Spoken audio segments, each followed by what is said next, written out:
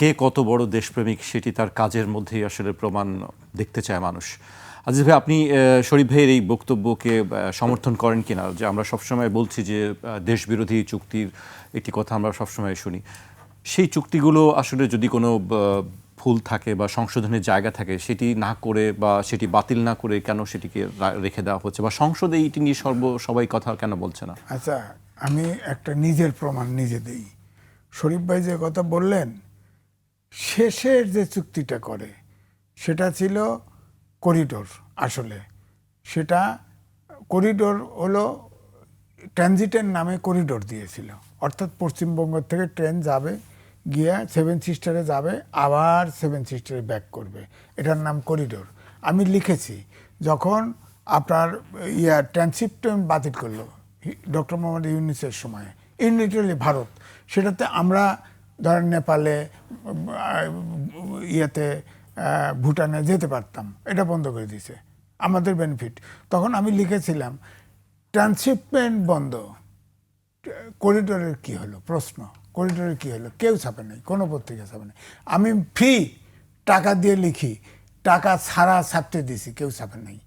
তাহলে আপনি চিন্তা করেন, তাহলে জাতি এক হওয়া দরকার না? আপনার করিডোরটা তো ফ্রি বলেছেন যে ছাপতে, তাও ছাপবে না, ছাপে নাই, কেউ ছাপে নাই। এটা ভারতের এগেনস্টে যাবে, এই টোনের কারণে ছাপে নাই কেউ। আমি এখনো প্রমাণ দিয়েছি, ছাপে নাই, আমি নাম বলতেছি না পত্রিকার, ছাপে নাই। এবং অনেক পত্রিকায় রিগ্রেট করছে, দেখেই রিগ্রেট করছে, হেডিং দেখেই রিগ্রেট করছে।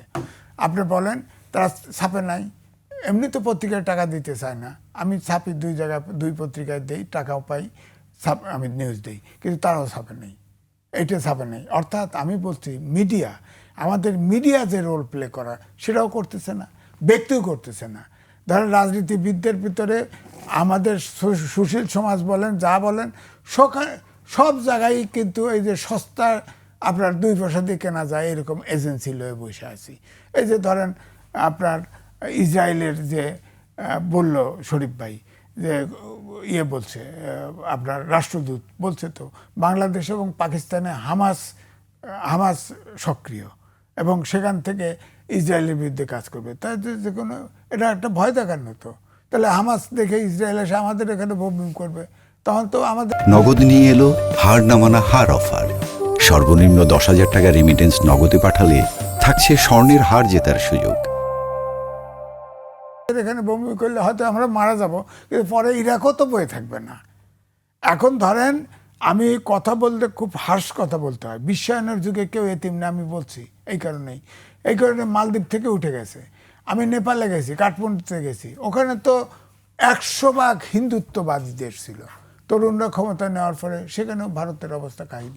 হ্যাঁ, তো আমার বক্তব্য হলো যে আমরা আমেরিকার সাথে বাণিজ্য চুক্তি করে অনেক জায়গায় আটকা গেছি, ঠিক আছে, তা আমরা বেরোবার রাস্তা কি আমার করেন? আমি পদ্মা ব্যারেজ করব না, আমি তিস্তা ব্যারেজ করব না, আমি আমার অখণ্ডতা রক্ষা করব না, আমি স্বাধীন দেশের নাগরিক হইলাম কি করে?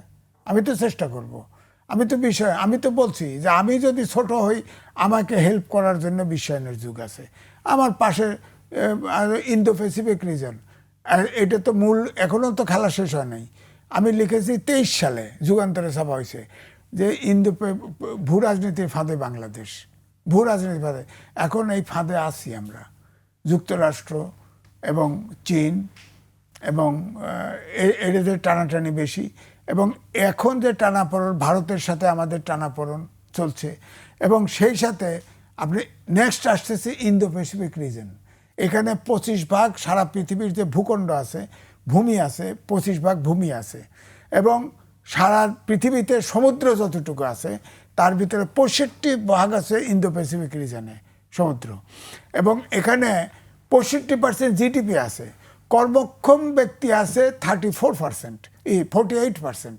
সুতরাং আমেরিকা 2001 সালে ইন্দো প্যাসিফিক স্ট্র্যাটেজি ঘোষণা করছে যে এইটাই হবে আগামী দিনের, এই অঞ্চল হবে ভরকেন্দ্র, অর্থাৎ সকল জিডিপি বলেন, আয় বলেন, যা বলেন, এইটা কিন্তু ফাইনালি চীন, কিন্তু এখন আপাতত চীন ওখানে আছে, এখন আমেরিকা ওখানে ঢুকতে চায়, যার ফলে আমেরিকাও বাংলাদেশকে চায়, চীনও বাংলাদেশকে চায়।